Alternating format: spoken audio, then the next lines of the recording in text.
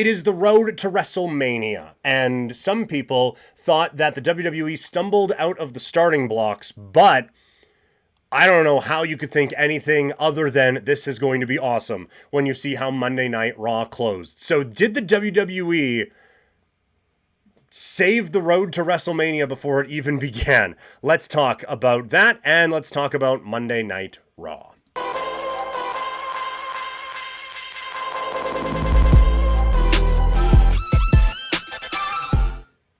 So, WWE didn't exactly crush it at the Rumble. We got Renegade YYC in the chat. Can I switch you to WWE chat? Thoughts on the Royal Rumble? I found it a little lackluster, but I think that is due to where they were in Saudi Arabia. If I wasn't mistaken, the area was partially empty when the stadium lights were on, empty seats. So, I commented on this the other day.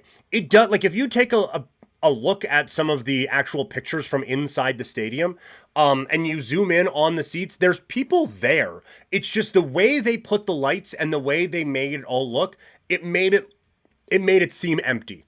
And so, look, far be it for me to come to WWE's defense in Saudi Arabia. That's not what I'm trying to do here. But I do think that it wasn't as empty as it kind of seemed. The problem is that it seemed empty. So regardless of whether it was or wasn't, it's a moot point, because for us, the viewing audience, it felt empty. And perception is reality when you're in a business that, as they will tell us a billion times over, is all about cultivating that emotion and all of those things. So yeah, like Renegade, not a big fan. Toxic, wasn't a big fan. I came in here and said, like, I didn't think it was bad. I think they set up a few interesting plots that we were able to address on Monday. But yeah, like, it wasn't the winner I wanted on the men's side. And I think it highlighted a few flaws they have on the women's side. Sorry, hitting my microphone again. It highlighted a few flaws they have on the women's side as well. It was fine. I think it was better than last year's Rumble, but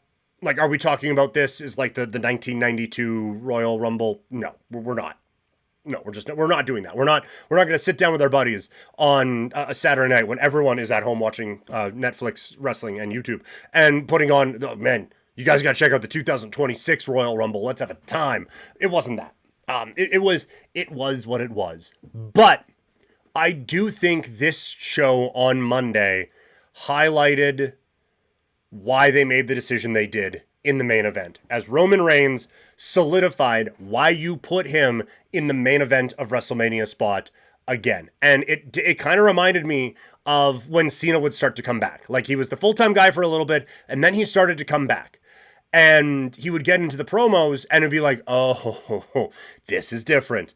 Because you miss it for a while, and then some other guys are cutting promos. Oh, this guy's good. Oh, he's good. Oh, no, that's different. That's what it felt like with Roman. That promo battle with Roman and Punk was fantastic. Like, I love Braun, and I wish he was in that spot. He's not doing that. He's not cutting that promo. There is something to be said for just putting your top guys in the top guy spot.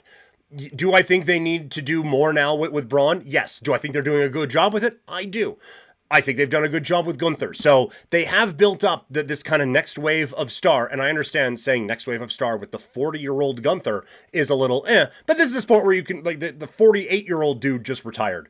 So having him be 40, that's a guy for the next 5 years at least. So you've established at least big moments, big spots for some of your up-and-coming guys. Would it be good to build them up into that main event spot? Yes. But there is something to be said for just having two dudes who are ready for it. And that's what you have in Punk and Roman Reigns. That was spectacular. And I think this is going to be a fantastic build. I am now so excited for this. I thought, like, from both characters' standpoint, it all made sense perfectly. And Roman even talking about, like, you made my life harder than it needed to be by leaving the way that you did and going on your friend's podcast. And this was one of the things I thought was really effective, is like MJF, like, undisputed top 3, maybe top 1 promo in professional wrestling right now. But he'll always, like, they go with the real life things. And that's fine. Like, you can do it. The Owen Hart one, I had a really big problem with. But, like, you can make all of those digs and all of those whatevers, and, like, the telling Jeff Jarrett that he's going to hook up with his wife so that he can find out what a Olympic gold medalist and the best wrestler in the world's balls taste like. Like that's that's a good line. That's really good. But what this did, because like he just relies solely on like the real life stuff, the behind the scenes stuff, and it works for him, it works for that audience. What this did, it wasn't too inside baseball or anything like that. This wove like kayfabe and reality and all of these things, I thought, seamlessly together. It was obviously you left and all of that, but also like, hey, I beat Drew McIntyre. I've been beating Drew McIntyre for years. That's not a big deal at all. I've been running this. Like they treated it all like it was a sport, and that their in-sport accomplishments were worth shit talking about, while also weaving in the real life of Punk left. He went on a podcast and talked about things, and Roman Reigns was the next guy and all of that. So I thought they meshed reality and the carnival world of professional wrestling. I thought they meshed that perfectly. This was one of my favorite promos in a really long time for that reason. It's that it wasn't just using real life stuff.